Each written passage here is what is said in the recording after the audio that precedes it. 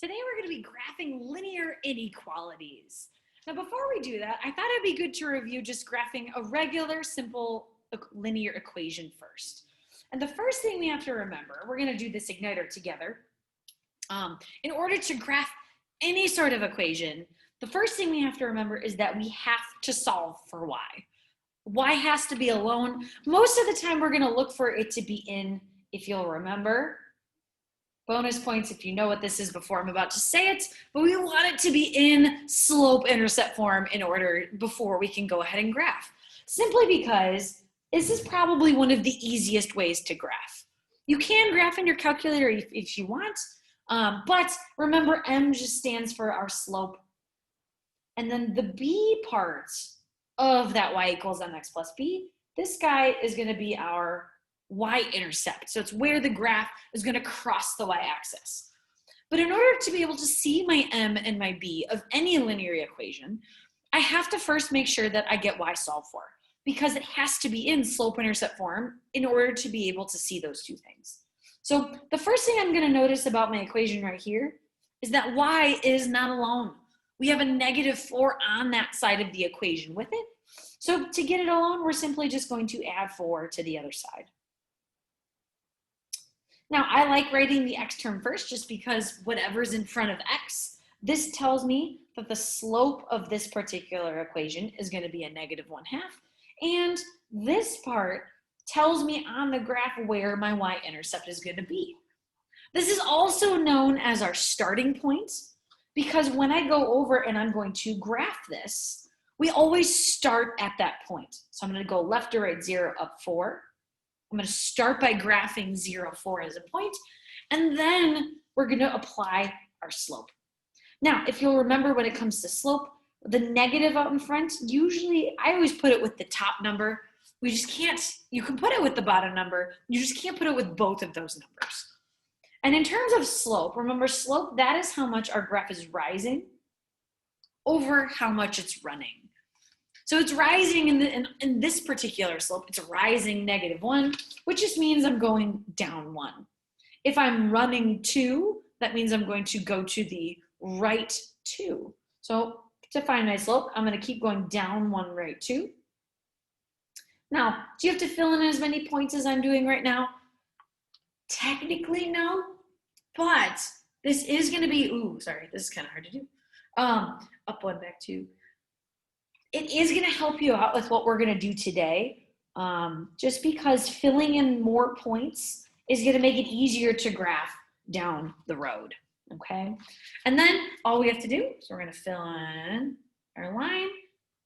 We always have to remember to have arrows on the end because this graph goes on forever.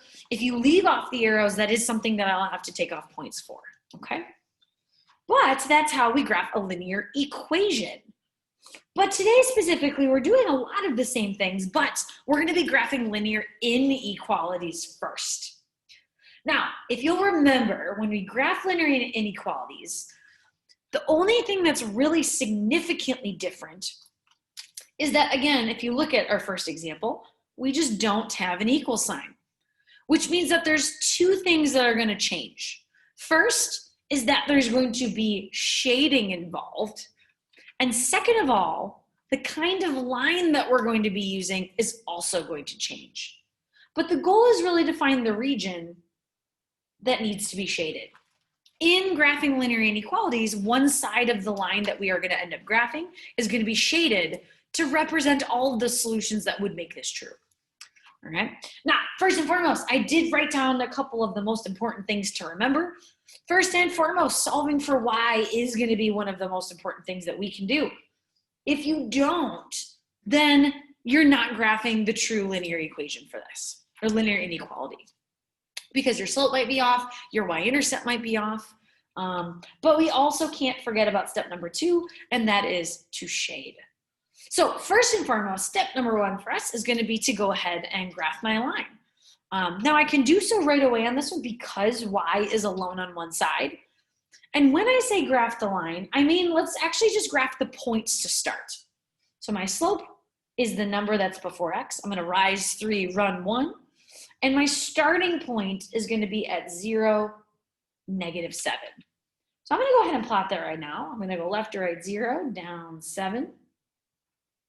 I'm gonna plot that as my first point. Maybe, there we go, okay. And then I'm gonna apply my slope. So from there, I'm going to rise 2, 3, run 1, rise 2, 3, run 1, rise 2, 3, run 1. Now, especially if you're someone who's not the neatest person in the world, filling in as many points as possible is something that's really gonna benefit you down the road. Simply because, especially if some of you are working on your computer, then graphing those lines aren't gonna be the easiest thing or the straightest lines you've ever drawn in the world, okay? Now, before we move forward though, it's not as straightforward to just connect my dots and draw on a solid line.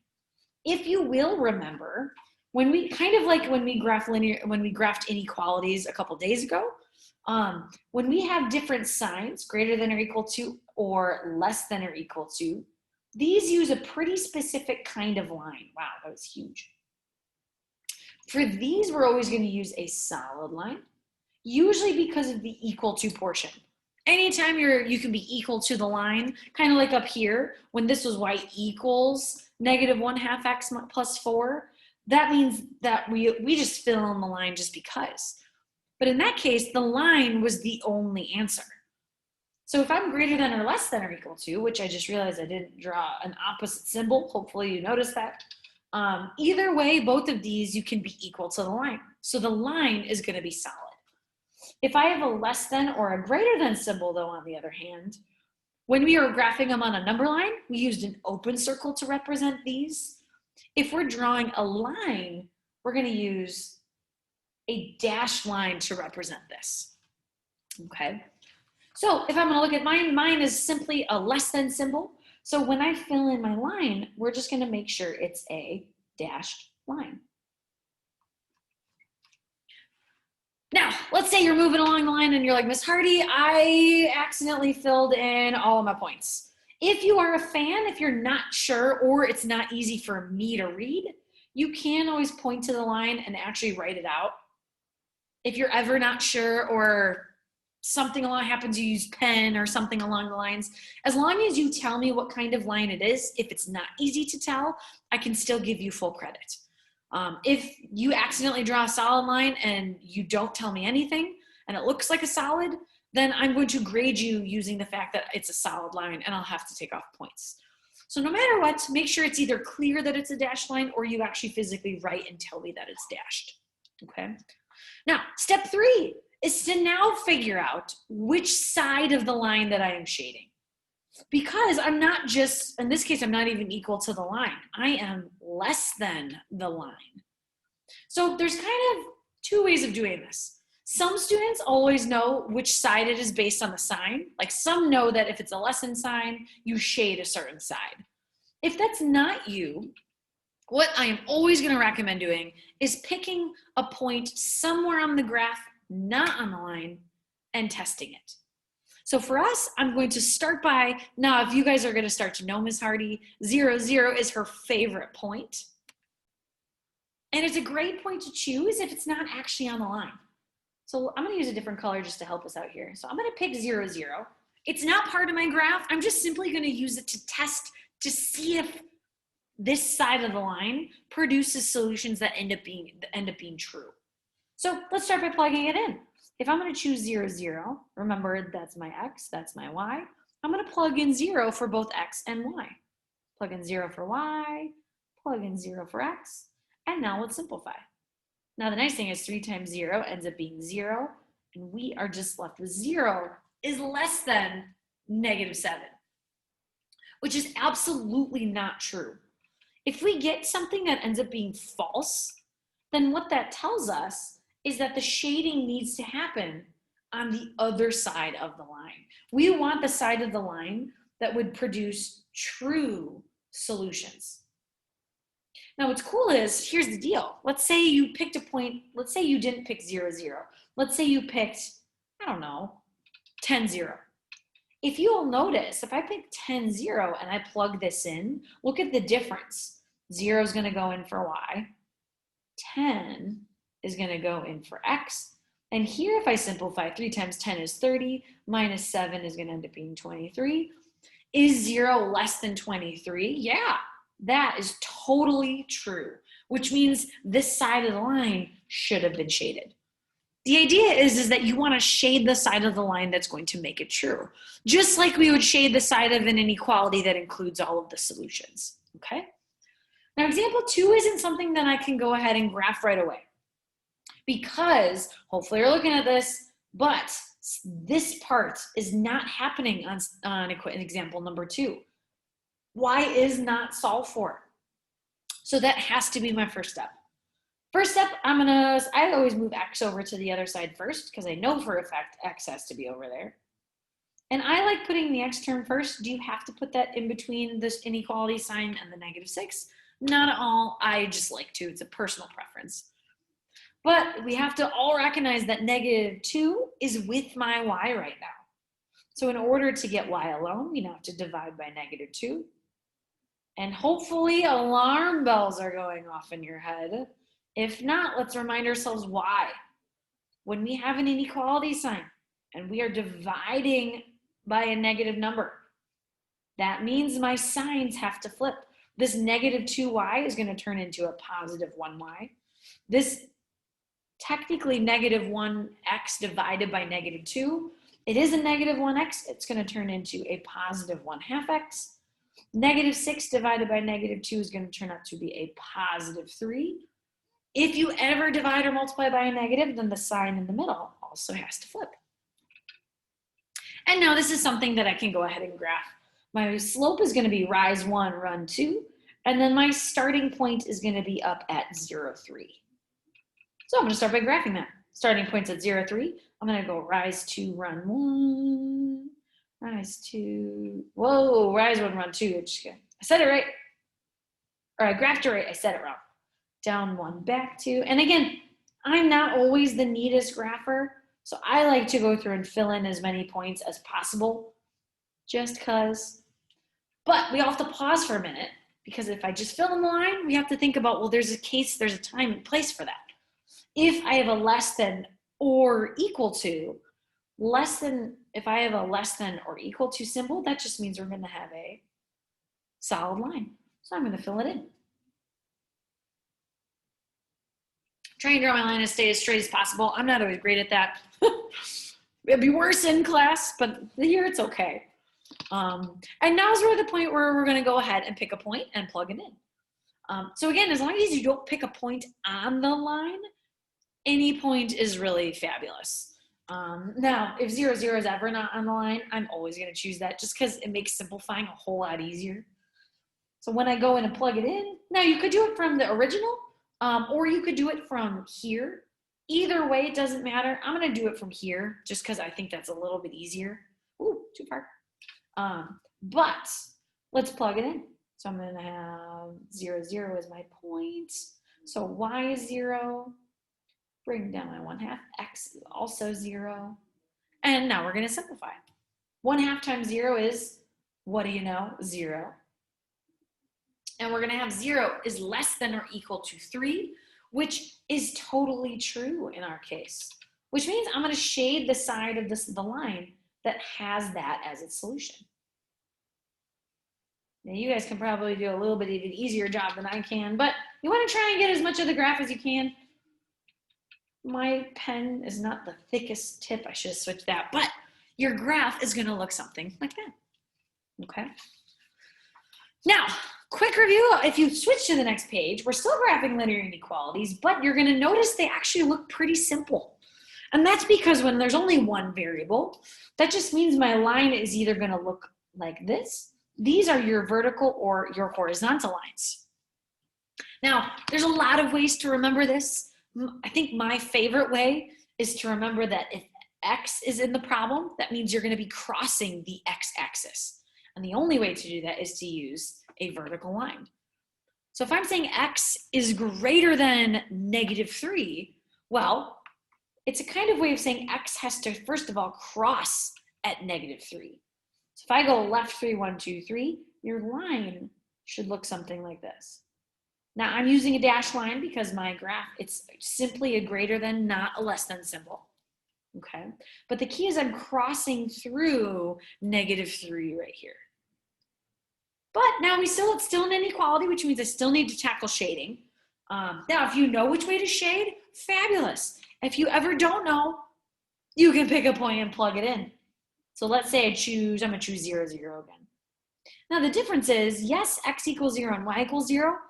In this particular equation, I only have an x, so I'm only gonna plug in x. And we're gonna look at this and we're gonna say, well, is that true? Is 0 greater than -3? Yes, it totally is, which means that's the side of the line that we're going to shade. Woo. And my graph is gonna look something like this, okay? Now on the flip side, if I have a y in there and no x, this means I'm gonna cross the y-axis at -3.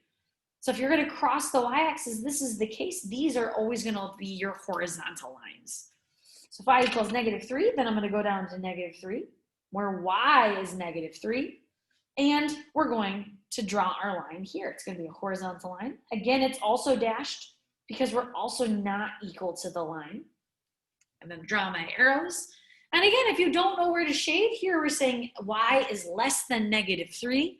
So if you know which way to shade where it's less than, great, go you. But again, I'm gonna start by picking a point. So if I pick 0, 0, yes, x is 0 and y is 0. I actually only care about y. That's the only one that's in my problem. So I'm gonna go 0 is less than -3. Is that true? No, 0 is not less than -3. So that tells me I'm gonna shade the other side of the line. We only shade the region that's true. If one side is false, that means the other side has to be true. And that's where we would shade. Okay. All right, now one last problem. We're gonna go over one more fun application problem, and then I'm gonna let you try the U-turn nows on the next page, okay? So first and foremost, we're starting off, we have you personally have 2 part-time summer jobs. One that pays $9 per hour and another that pays $12 an hour. You would like to earn at least $240 a week. Write an inequality describing the possible amounts of time you can schedule at both jobs. So the first thing that I'm going to start with is let's go ahead and let's identify our variables. So first and foremost, let's use X to represent the first job. And let's use Y to represent the second job. That was so messy and I'm so sorry. Nope, forgot the 2. Second. Okay, that's a little better. Okay, but we're going to go through and we're going to start by writing our equation. So I'm going to go through and I'm going to say, okay, well, it's $9. The first job pays $9. So it's going to be $9 per hour for the first job that you work. And then at the second job, it tells us we're going to work $12 an hour. So it's going to be plus 12y. And now here's where it gets a little tricky because it's not an equal to. Because all it says is you would like to earn at least $240. Now, we could ask ourselves a few questions. If I'm earning at least $240, that implies that I can work either $240 exactly or more than $240. So in graphing terms, that means if this is all of what I actually make, then that number has to be larger or equal to $240. And there is my equation. Now, I thought this would be a good opportunity if you would like to learn. You can graph this a second way, and that is to use intercepts. I'm not going to use that just because we haven't really worked with that, or I didn't go over that yet today. But first and foremost, if I'm going to graph it, I have to start by actually solving for y. So I'm going to subtract 9x over to this side. We're going to get 12y is greater than or equal to negative 9x plus 240. And then we're going to end up dividing by 12. And y is going to be, I'm not going to switch the sign because I'm not dividing by a negative. But when I take negative 9 divided by 12, careful with that. That actually reduces to negative 3/4. And then if I take 240 and I divide that by 12, that leaves me with 20. Okay. Now in terms of graphing, We're going to start off with filling in some of my values. Okay. So on my x-axis, this is still representing the number of hours I work on my first job. My y-axis is still representing the number of hours I'm going to work on my second job. And the outputs are going to the number of hours in general is going to be down here. So X is representing the number of hours that we're going to be working, which for us, we're going to label these in a way that makes sense. 4, ooh, this is tough. 1, 2, 3, 4, 5, 6, 7. Doesn't have to be crazy on this. Now your Y's, you can really choose whatever amount you would like to count by. I will say that it helps to count as a trick. I don't know if you knew you could do this, but it does help to use the denominator, because that's going to be what you're going to have to end up counting by down the road. Or in this case, the numerator or denominator. These are a pretty good hint, because if I'm going to have to rise 3, run 4, there's different ways that we could go about this. Ooh, I hit a button, 1 sec. Okay, sorry, technical difficulties. But if you were going to go ahead and graph this, you would use this equation to go ahead and do so. Now, I'm actually, if you guys want to, I'm actually going to cross this off. I'm not going to actually make you guys graph this. But something that is going to be pretty important for us to do, though, is going to be to identify question C. And that is identify 3 possible solutions. Now, there's a lot of ways you could go about doing this. And you can honestly, oops, I erased it, but you can use either this equation or this one. I actually think sometimes this one's a little bit easier, just because it's easier to read. I know where each of the numbers are coming from, but you can kind of really answer any question that you want. 3 possible solutions. We could start by picking any number of hours for each job. So let's say, just for fun, let's say your first job, you only want to work, or you only end up working 4 hours. Well, to figure out how many hours you would have to work for the second job, it's just a matter of really plugging it in. Oh, not 3. I'm going to take 9, plug in my 4 because I'm multiplying it by x. And I could plug it in here. Or you could also, in terms of solving, in this case, I would take 9 times 4. I would multiply that out. That's going to give me 36. And then I'm going to multiply subtract 36 over to the other side. And then last but not least, we would divide by 12. If you do so, you're going to end up getting an answer. 240 minus 36 divided by 12 is going to turn out to be 17. So if you work 4 hours at your first job, you're going to have to work 17 hours at your second job in order to make up that difference, to earn at least $240. Now, there's a lot of answers to this. In terms of hours, you can work as decimal hours, but if you would like to check your answers and see if they're going to be correct, feel free to just ask Ms. Hardy, and she will let you know. In terms of all of our different inequalities, what I want you to do now is I want you to try the try nows on the next page, and we will be going over these in class tomorrow, okay? Good luck, and as always, if you have any questions, feel free to ask Ms. Hardy.